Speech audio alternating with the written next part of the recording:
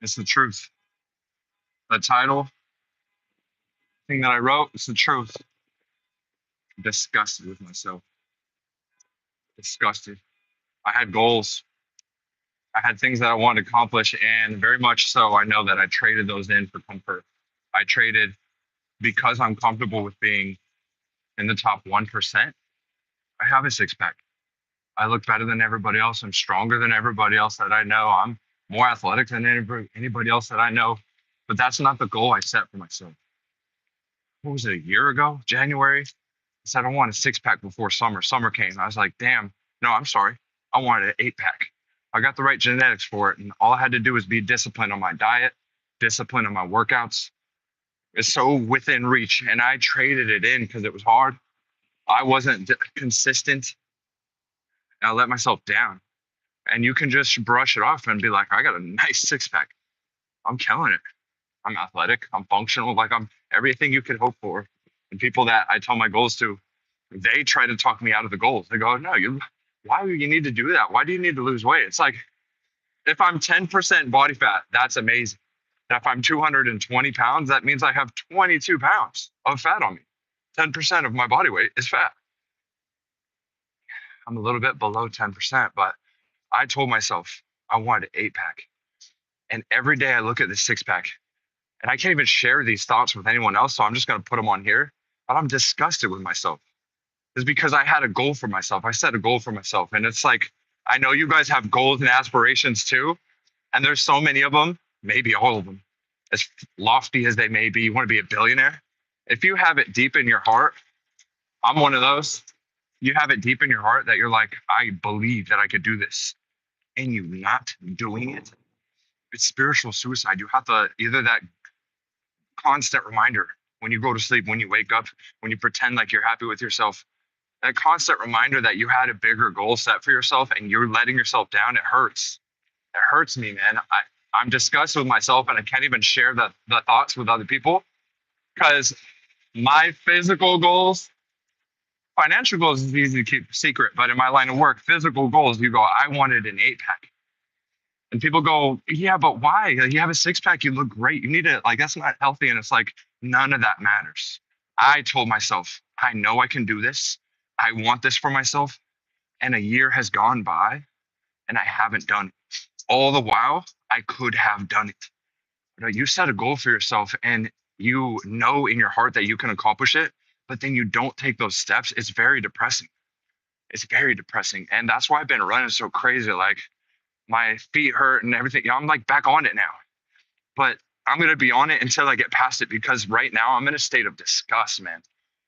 You wait, how am I gonna wake up in the mirror and have a top 1% of the 1% body, functionally, strength wise, appearance wise, and look at it and be disgusted? How? It's not unhealthy. It's because I had such a big goal for myself, and every day I let myself down. That's a part of my spirit that dies or waits. And you get the sense that like the clock's ticking, and it is. And you got to keep going. You got to keep pushing. It's like, do you guys have? I don't know who Rio. I appreciate you guys commenting. If you guys are new with me here, I'm really trying to get this going. I've got a thing of starting as soon as tomorrow, where I'm just gonna do like a clip show with TikToks and whatnot, like motivational stuff. My Instagram got deleted at 250,000 followers, and I was taking that so serious. But it was a lesson learned. Like I got to grow my YouTube, I got to grow TikTok, and until it gets banned, I got to don't use that as an excuse. Just start it now. I got to do my Amazon. Like there's so many things that even those, like that's what I'm talking about. There's so many things that I should be taking care of. There's a part of my room that's dirty right now. It's like it shouldn't be. And I know that. And the more that you put it off, it's not just about the eight pack. It's not just about the financial goals. It's about stuff that you told yourself you need to do this. Because there's a lot of stuff that other people tell me I need to do, and I don't believe it. There's stuff that I know I need to do. Good, fun, bad, hard things, all the whole gamut. And more you put that stuff off, it doesn't go away. It lingers in your, and then it gathers. There's like more people, more of those goals that you set for yourself. They collect in the back of your head, and you set your goal for this, and I want to go for this, and I want to drive this car, and it's like, how much longer are we going to let ourselves down? That's the key. What up, brother? I should, yeah, I should. Half inch taller than LeBron. No, volleyball. Right, right. It's all the same. You gotta.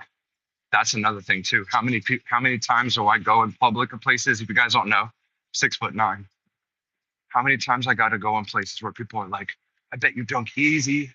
You got to play basketball. I know you play professional sports." It's like I should, but I didn't get tall till after high school, and that's a fun excuse. But it's like hurts my spirit, because in my you have your identity, and it might be secret. You have your identity. That's a true thing that is very hard to get rid of. You have to kill part of yourself spiritually. You have to break down and just, have to let go of goals. These are all terrible things to say. Or this thing in my head where it's like, I should be a professional athlete. I love big women. I guess. I don't see why not. I love them, but I don't want one. That's a weird thought to me. I mean, that's a whole nother tangent. You love big women. Interesting. Entirely I just wanted the psychology behind that. I love ambitious women. And I don't think an ambitious woman lets herself get out of shape and lets her body accumulate unnecessary material, which we call fat. I don't need to make a judgment on whether I like the way they look or not. That's just a weird tangent. Okay. It puts me in a dark place, a lonely place when you have big ambitions and I can't share it with anyone. I have like a strict way that I want to live, but there's also this other devil on my shoulder that's like, let's go out and eat this little milkshake thing, or let's go out and drink a little bit here and there. It's like I can maintain my six pack with all those habits. But I'll tell you what I can't do. Can't go get that eight pack with those habits. I can't be the best I can be while allowing for balance. You know what balance is? You know what balance is? 50-50. That's balance. Like on a scale, 50% of the weight on this side, 50% of the weight on that side. You know what 50-50 is? That's a failing grade thing. Hell yeah. But also petite women. I kind of like petite women too. I mean, usually, almost always I go for thick, right? Something to grab, something to crash into, something to bump, something to grab, something to taste. Wow, you guys are getting graphic with me now.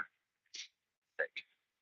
Yeah, the problem is people who use the term thick these days, they're talking about way overweight. I like thick in the way where it's like I like a lower body fat percentage. I mean, the standard's a lot different for women, but I like someone who's got an athletic build within reason. You don't have to have six pack, four pack, two pack. Some of it's nice. Anyhow, that's like, bro, how come I get bullied at school?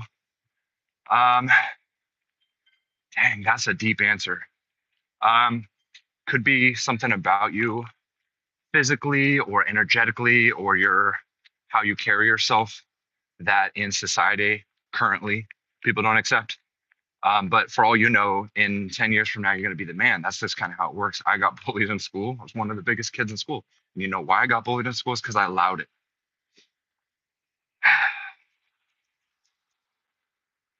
Because I allowed it. But also, there's this other thing, which has nothing to do with you. That person who's bullying you needs someone to bully because of their own damage and their own trauma. And you're doing them a service of being that person. So if it wasn't you, it'd be someone else. So it's not necessarily personal. As a personal as the attacks can be, if you're getting bullied in school, that person needs someone to bully and you're the person they need. So people see you how they need you. And you're going to learn this in a lot of other different painful ways in life too. So you're getting bullied in school because the bully needs someone to bully. But guess what?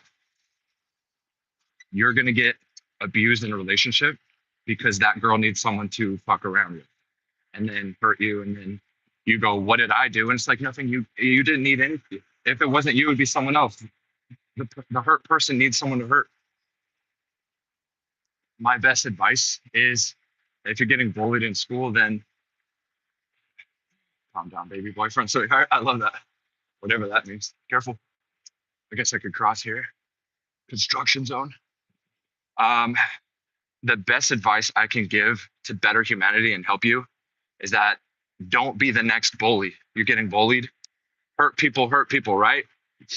The girl with no grows up with no father figure. She's going to hurt a lot of people, and herself included, and all the other gamuts of life. Someone who the CEO partner steals hundreds of millions from them. Fuck them. They trusted them. They're now susceptible to be the next one that hurts the next person. So if you're getting bullied, don't become a bully yourself. Like, remove yourself from the situation, better yourself, stand up for yourself, contact people who you need to contact, defend yourself.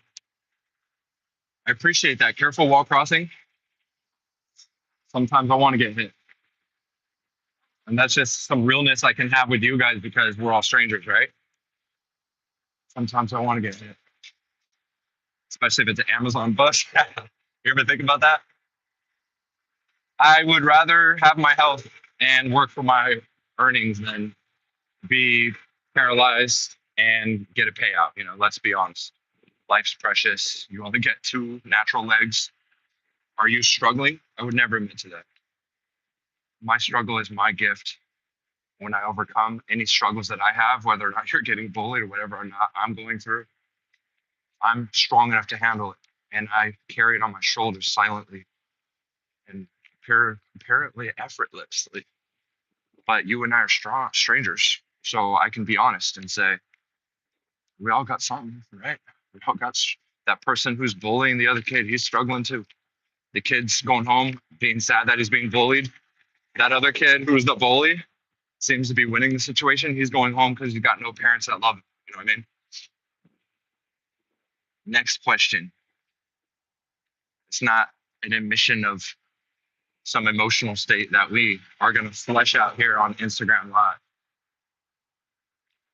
Some days you wake up and you're $1,000,000, and then 2 hours later, you hate the world.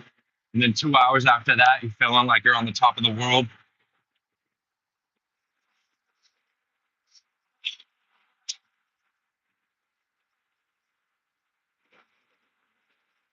What's up with you guys? Come on now. So the title of the video is I'm disgusted with myself because I set big goals and big standards, and I still to this day believe in my heart that's who I am, that's who I should be, but I'm not working toward it. Therefore, I'm disgusted with myself because every second I don't work toward it, you're letting yourself down. And I know everyone's got something like that in their life. And you come to a crossroad where that opportunity of your life, it passes you by or it dies. And you'll never forget it. So don't let these things that you're capable of pass you by. Like, give up that relationship, give up going out to eat, give up spending money on stuff that could make you temporarily happy, and just buckle down. That's what I'm doing now, finally. Hopefully I can maintain it. Let's see. Love you.